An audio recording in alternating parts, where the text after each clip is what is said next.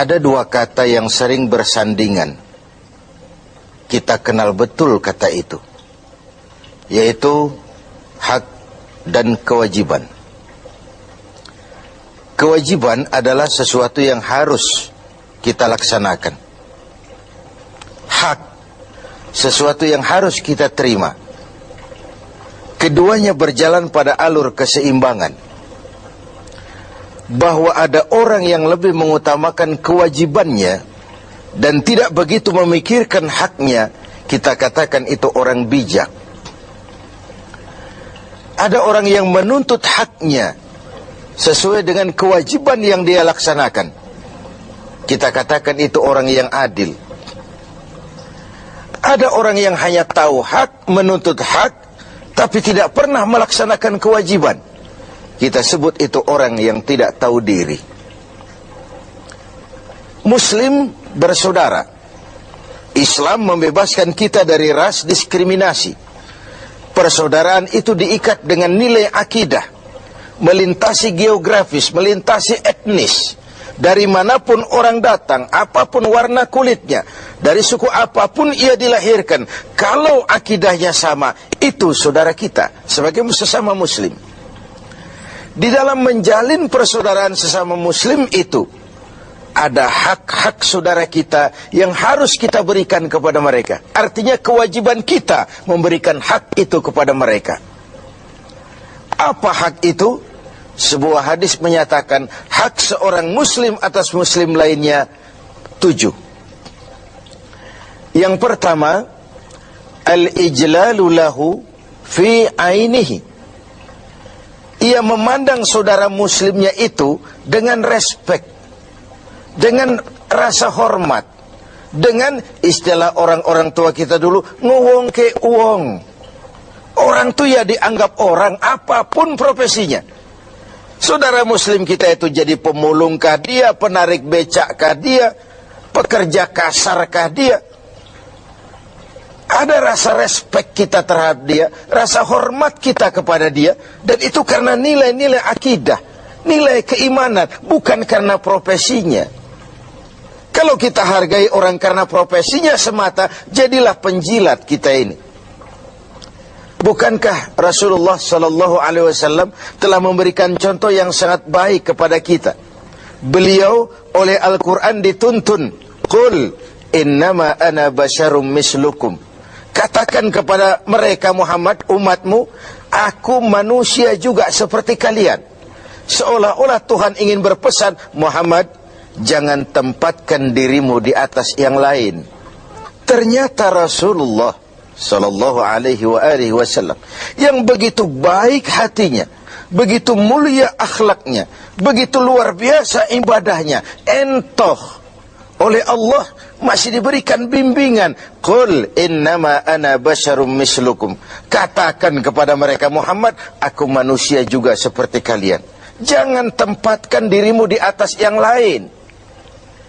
Kemapanan sering menggoda dan menggeser idealisme kita. Kemapanan sering membuat kita memandang kecil yang lain. Ora pati ngewong ke wong. Tidak bisa lagi mengorangkan orang. Sedikit punya jabatan, dada besar, hidung mekar, telinga lebar. Tidak ada apa-apanya orang lain. Tidak demikian mentalitas kita dalam berukhuwah, dalam bersaudara. Al-ijlalu lahu fi ainihi. Seorang muslim memandang muslim lainnya dengan rasa respek, ada rasa hormat, dan itu karena pertalian akidah semata-mata. Sekali lagi, apapun profesinya. Yang kedua, wal wuddu lahu fi sadrihi. Ada rasa respek, lalu yang kedua, ada rasa cinta di hatinya kepada saudaranya itu. Kesenangannya membuat kita senang, kesulitannya membuat kita juga ikut merasakan sulit. Bukankah muslim dengan muslim seperti satu tubuh? Kalau yang satu sakit, yang lain ikut merasakan sakit. Ini yang hilang dari kita sekarang. Ini yang tidak lagi kita miliki. Ketika ibu jari tersandung batu, mulut berkata aduh, kepala ikut pusing, air mata mengalir tanpa komando, refleks terjadinya. Bahkan tidak pernah ada ibu jari tersadung, mulut malah nyumpahi, rasain aja sendiri. Tidak mungkin seperti itu. Begitulah kita dalam menjalin komunitas sebagai seorang muslim. Ada rasa cinta di hati kita. Kemajuannya membuat kita senang. Semakin tinggi dia, semakin menjulang dia, semakin ikut senang kita. Senang dengan orang yang senang. Susah kalau melihat dia susah. Itu yang kedua. Lalu yang ketiga, wal muwasat lahu fi malihi, menyantuni dia di dalam hartanya. Ada proses take and give. Dia kaya, kita bersama mendampingi bagaimana dia bisa memanfaatkan hartanya di jalan Allah dengan cara yang baik.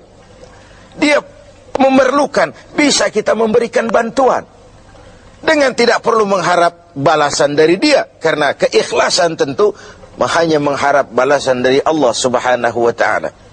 Ketika kita memberikan sesuatu kepada yatim, kepada mustad'afin, kepada orang-orang yang lemah, dia mungkin tidak akan bisa membalasnya seketika, tapi Allah tidak akan berdiam diri tentu. Wallahu fi aunil abdi madamal abdu fi auni akhi. Allah akan selalu menolong seorang hamba selama hamba itu masih mau menolong saudaranya. Yang keempat, wa ayyuharrima ghibatahu. Dia tidak melakukan menggunjingnya dan tidak juga mau mendengarkan pergunjingan orang tentang saudaranya itu. Inilah hebatnya muslim. Karena apa? Al-istighal bi'uyubil khalqi. Orang yang terlalu sibuk mencari kekurangan orang lain, itu pertanda orang yang mati hatinya. Muslim itu saudara kita, digunjing orang dia, perih kita dibuatnya. Jangankan lagi menggunjing, ikut mendengarkan saja gunjingan orang tentang saudara kita itu, kita membatasi diri. Maaf, saya tidak ikutlah, saya keluar saja kalau ini yang kita bicarakan. Bukankah kita lebih suka jadi tukang kipas? Kalau ada orang ngomongin orang, walaupun kita nggak tahu, kita ngomporin, kita ngipasin, dan begitu seterusnya. Akibatnya, aib orang, celah orang, kita buka-buka. Padahal muslim dengan muslim satu tubuh, terbuka auratnya, ikut malu kita bersama. Pemirsa TV 7 yang berbahagia, karena itu hak dia untuk tidak digunjingkan, kewajiban kita untuk tidak menggunjingkan, bahkan tidak juga suka mendengarkan dia digunjingkan juga oleh orang lain. Yang kelima, wa ayyauda fi maradih. Kalau dia sakit, jenguk. Ini pun sudah langka sekarang ini. Silaturahmi. Kedatangan kita saja sudah merupakan obat. Doa kita sudah memberikan sugesti bagi proses penyembuhannya. Karena apa yang tidak kita suka terjadi pada diri kita, jangan juga lakukan itu pada orang lain. Apa yang ingin orang lain lakukan terhadap kita, harus juga kita mau melakukannya kepada orang lain. Kalau kita ingin dihormati, belajarlah menghormati orang lain. Kalau kita ingin didengarkan pembicaraan kita, suka jugalah mendengarkan pembicaraan orang lain. Ada proses take and give dalam kehidupan ini. Yang keenam, wa ayyushayyi'a janazatahu. Kalau berpulang dia, meninggal dunia dia, antarkan jenazahnya. Antarkan jenazahnya, kesempatan terakhir menuju tempat peristirahatannya yang terakhir. Lalu yang terakhir, wa alla yaqula lahu ba'da mautihi illa khairan. Setelah wafatnya tidak ada pembicaraan lagi tentang saudaranya itu kecuali yang baik-baik saja. Tidak lantas setelah saudaranya meninggal, oh dia memang hutangnya di mana-mana itu. Oh di sana nipu, di sini nipu. Tidak. Setelah saudaranya tidak ada, meninggal, pembicaranya hanya tentang yang baik-baik saja dari saudaranya itu. Begitulah hak saudara kita yang harus kita berikan. Begitulah kewajiban kita yang harus kita laksanakan. Innamal mar'u ahadisun ba'dahu fakun hadisan hasanan liman wa'a. Manusia akan jadi pembicaraan setelah dia tidak ada. Maka berusahalah kau menjadi pembicaraan yang baik bagi orang-orang yang kau tinggalkan. Berusahalah dalam hidup ini agar kau jadi pembicaraan yang baik-baik bagi orang yang kelak kau tinggalkan itu. Pemirsa TV 7 yang berbahagia, inilah hak-hak yang harus kita berikan kepada saudara kita muslim. Ini pula kewajiban-kewajiban yang harus kita laksanakan sebagai muslim.